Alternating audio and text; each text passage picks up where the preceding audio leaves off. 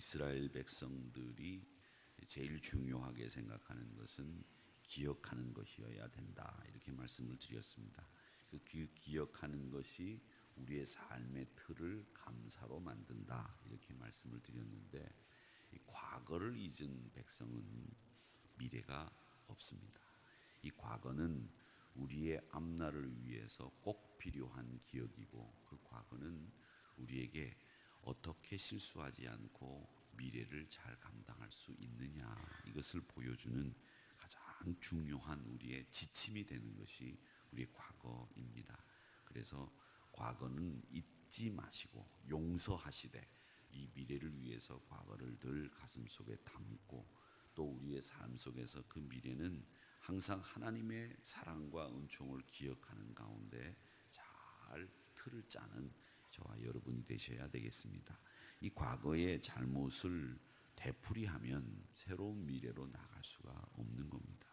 그래서 이스라엘 백성들도 이 과거를 회상하는 일을 계속하면서 그 과거 속에 담겨 있는 하나님의 메시지, 그걸 발견하려고 애를 많이 썼습니다. 오늘 본문의 말씀에 보면 이 9장 23절에서부터 38절까지 말씀은 이스라엘 백성들이 가나안 땅에 들어가고 난 이후에 그 역사를 쭉 회상하는데, 그 역사는 한마디로 얘기하면 배교와 불순종의 역사다, 이렇게 규정을 합니다.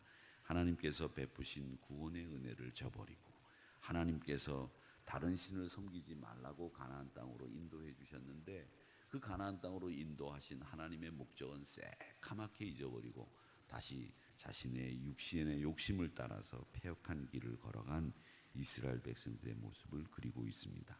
그렇지만 하나님은 그런 가운데서도 헤세드, 언약적 사랑을 통해서 그 이스라엘 백성들에게 은혜와 긍휼을 베풀어 주셔서 남은 자들을 이스라엘 백성들로 가나안 땅에서 살도록 만들어 주셨습니다. 그러면서도 하나님께서는 다시 이스라엘 백성들이 하나님을 정확히 하나님만 섬기면서 살아갈 수 있도록 만들어 주셨는데, 이 바벨론 포로는 이스라엘 백성들에게 있어서는 굉장히 중요한 경험이었습니다. 첫 번째 중요한 이스라엘 백성들의 한 번의 전환기가 출애굽이었다고 한다면, 이 바벨론 포로 유수기는 이스라엘 백성들에게 제2의 출애굽이라고 할 수 있을 정도로 다시 한번 하나님의 은혜를 경험하고 다시 한번 하나님이 우리를 얼마나 사랑하는지를 느끼게 했던 그런 일이어서 이 바벨론 포로를 제2의 출애굽이라고 그렇게 이야기를 합니다. 그 제2의 출애굽인 바벨론 포로를 통해서 이스라엘 백성들은 우리가 언약 가운데 있구나, 우리가 하나님의 사랑을 받는구나, 이걸 다시 한번 크게 깨닫게 되고 다시 한번 하나님을 열심히 섬기겠다라고 하는 이야기를 결단을 하게 되는 겁니다. 오늘 본문의 말씀은 이스라엘 백성들이 가나안 땅을 정복하고 정착하는 이야기가 처음에 등장을 하고, 그 다음에 들어가서 가나안 땅에 들어가서 불순종하고 배교하는 이야기가 두 번째 본문의 큰 단락으로 나옵니다.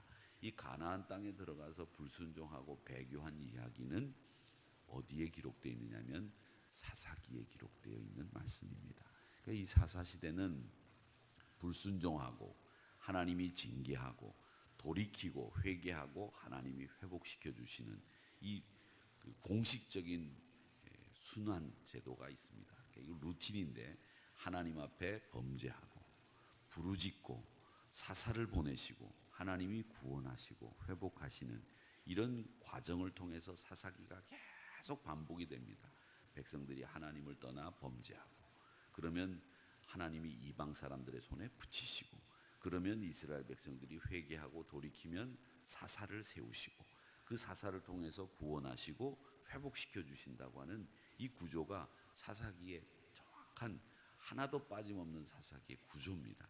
그러니까 이런 구조를 통해서 하나님이 내가 너희들을 버리지 않는다라고 하는 것을 계속 보여주시고, 너희들 죄지면 너희들 가만 안 둔다라고 하는 메시지가 거기에 담겨 있는데도 이스라엘 백성들은 계속 그 일을 반복해서 저지르게 되는 겁니다.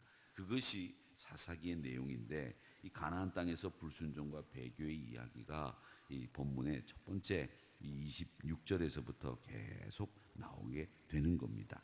자, 이렇게 하나님의 백성들이 이 땅의 풍성함을 누리면서도 계속 하나님을 저버리고 돌이키고 또 저버리고 돌이키고 하는 일들을 했던 것을 하나님께서는 기록해두고, 이스라엘 백성들아, 너희들 이제는 나에게서 멀리 가지 마라, 내 곁에 꼭 있어라, 이 말씀을 하고 있는 겁니다.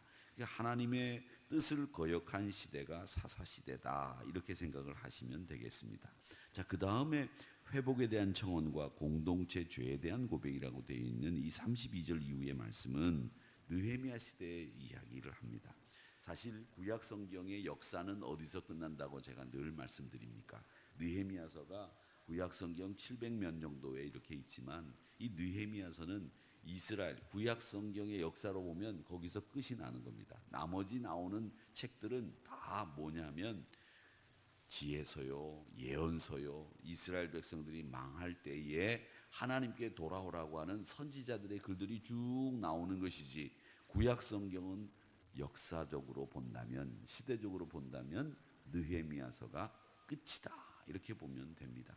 왜? 느헤미야는 이스라엘 백성들이 바벨론 포로로 끌려갔다가 예루살렘이 완전히 초토화돼서 잡불 사이에서, 승냥이 사이에서 다 허물어져가는 그 성벽의 이야기를 듣고 느헤미야가 왕의 윤허를 얻어서 돌아와서 예루살렘을 재건하는 이야기가 기록되어 있기 때문에, 이스라엘이 이미 멸망해서 바벨론 포로로 끌려갔다가 돌아와서 제2의 성전을 재건하는 이야기, 이스라엘 역사가 여기서 끝나는 겁니다. 그리고 난 뒤에 이스라엘 백성들이 바벨론 포로 이후에 그들이 가야 될 길이 어디인지를 분명히 알아야 했는데, 또 이스라엘 백성들은 다시 잘못을 저지른 일들을 저지르고 말게 된다라고 하는 겁니다. 그러니까 하나님의 은혜를 저버리는 것, 이게 가장 이스라엘 백성들에게서는 문제였다라고 하는 겁니다. 포로로 끌려갔다가 고생하다가 다시 돌아와서 뼈아픈 역사의 기억을 잊지 말아야 되는데, 그들은 그 뼈아픈 포로의 역사를 다시 망각해버리고 하나님 앞에서 반성문까지 쓰고 회개와 참회를 했던 그들은 하나님 앞에 다시 죄를 저지르는, 하나님이 펼쳐주실 구원의 약속을 잊어버리는 이런 일들을 계속 했다라고 하는 것을 우리가 볼 수 있습니다. 하나님이 여기서 우리가 생각해 볼 것은, 징계하시는 하나님은 어떤 하나님이냐라고 하는 부분을 여러분 꼭 아셔야 됩니다. 여러분, 하나님이 징계를 하세요. 이스라엘 백성들이 하나님을 저버려서 사사를 세울 때까지 이방 손에 넘기는 이 징계의 목적이 뭐냐? 우리 사람은 징계라고 하는 것은 화풀이, 징계라고 하는 것은 그가 지은 죄에 대한 벌, 이걸로 징계를 합니다. 그래서 네가 어떤 죄를 저질렀기 때문에 그 죄에 상응하는 벌을 내리겠다라고 하는 것으로 징계를 합니다. 그런데 우리 사람들의 징계와는 달리 하나님의 징계는 분명한 목적이 있는데, 그게 뭐냐? 내게로 돌아오라고 하는 메시지를 주기 위한 징계다라는 겁니다. 그러니까 우리 죄에 대한 보상이나 우리 죄에 대한 보상이라고 말하는 것이 좀 어불성설이기는 합니다만은, 우리 죄에 대한 대가로 벌을 받게 하거나 징계를 하는 게 아니다라는 겁니다. 하나님이 만약에 우리가 지은 죄에 대한 벌로 징계를 했다고 한다면 여기서 살아남을 사람은 아무도 없겠죠. 그런데 하나님은 우리의 죄에 대한 징계로, 그 대가로 징계를 하는 게 아니에요. 그렇기 때문에 우리 죄가 아무리 크고 주홍빛같이 붉을지라도 흰눈같이 될 수 있는 이유는 한 가지, 내게로 돌아오라. 그 메시지만 전달해 주시기 위해서 하나님이 징계를 하시는 것이지, 하나님이 우리를 징계해서 뭐 하시게요?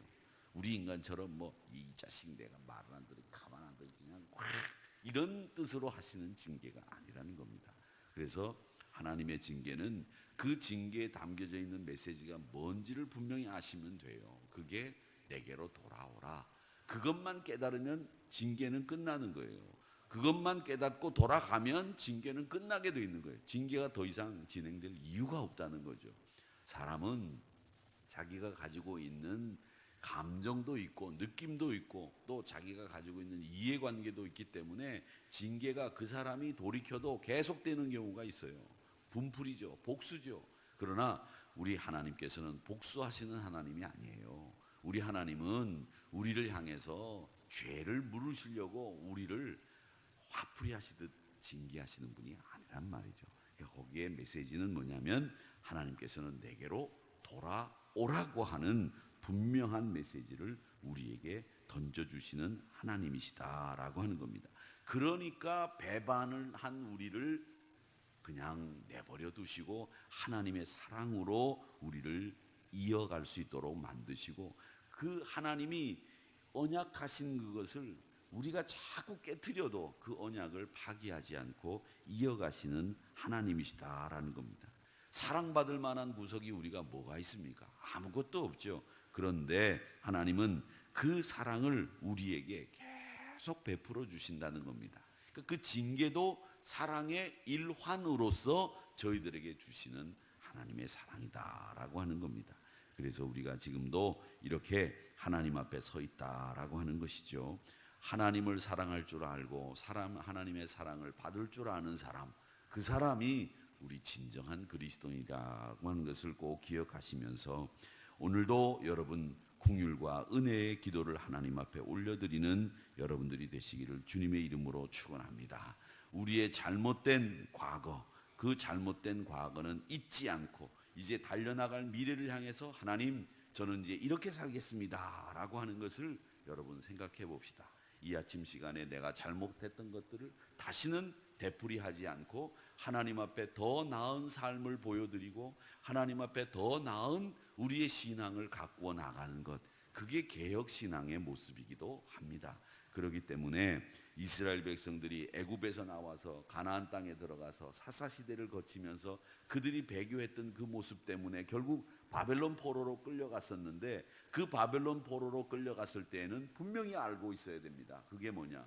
내가 하나님의 은혜를 충분히 받았고 넘치게 받았는데 우리가 배교하고 사사시대를 거치면서 우리가 하나님 앞에 은혜를 잊었던 그 모습을 다시는 이제 반복하지 않고 베풀이하지 않아야 되겠다라는 생각을 했어야 되는데도 그들은 또 그렇게 살고 말았다는 겁니다. 그러기에 이제 우리는 결단코 과거를 하나님 앞에서 잘못된 과거는 되풀이하지 않겠다고 결단하면서 하나님 언약 기억하시는 헤세드의 하나님 앞에 은혜와 긍휼을 구하는 기도를 통해서 항상 하나님의 긍휼을 기억하면서 살아가는 여러분들이 되시기를 주님의 이름으로 축원합니다.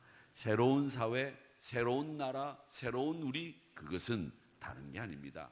우리에게 정리를 하고 우리의 삶을 바꾸는 게 아니라 제일 중요한 것은 하나님의 사랑을 기억하고 하나님 앞에서 내가 그 베푸신 사랑 속에서 그 언약적 사랑 헤세드의 주인공이 되는 것, 그것이 바로 우리에게는 새로운 사회를 만들어내고 새로운 하나님 공동체를 만드는 가장 중요한 핵심이라고 하는 것을 기억하시면서 오늘도 승리하시는 저와 여러분이 되시기를 주님의 이름으로 축원합니다.